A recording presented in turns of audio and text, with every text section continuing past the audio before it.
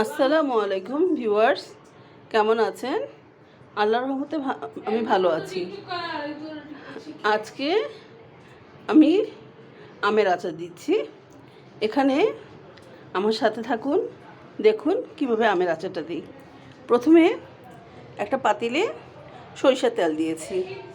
এখানে সরিষার তেল দেওয়ার পর এখানে আদা কুচি দিয়ে দিচ্ছি।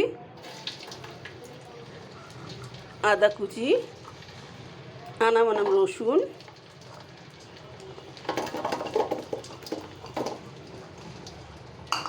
রসুন, দিয়ে দিলাম।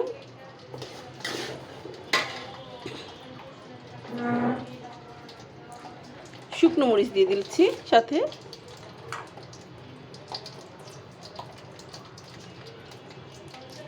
একটু লবণ দিয়ে দিলাম। ভিউয়ার্স, এটা কিন্তু টক মিষ্টি ঝাল হবে আচারটা।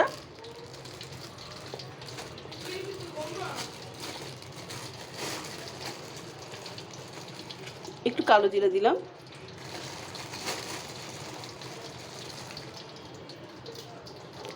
এখন তো আমের সিজন, বৈশাখ জ্যৈষ্ঠ মাস, তাও আম পাকা শুরু করেছে, তারপরেও কাঁচা কাঁচা আম অবশ্যই আছে।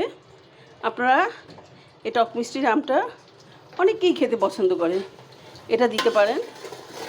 এটা দিলে খুবই ভালো লাগবে।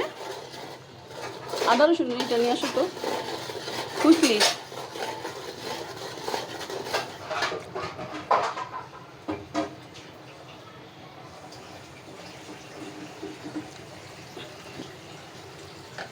কি করলাম, এখন দিয়ে দিচ্ছি, যেহেতু টক ঝাল হবে সেহেতু একটু মরিচের গুঁড়ো দিলাম।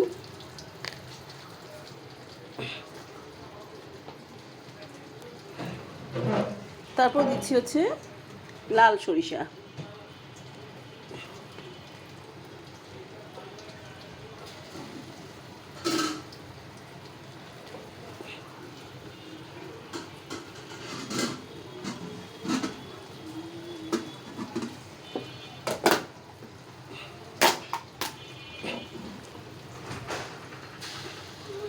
তারপর দিচ্ছি আদা রসুন পেস্ট। আদা রসুন পেস্ট একটু অল্প দিব, যেহেতু রসুন আর আমি দিয়েছি।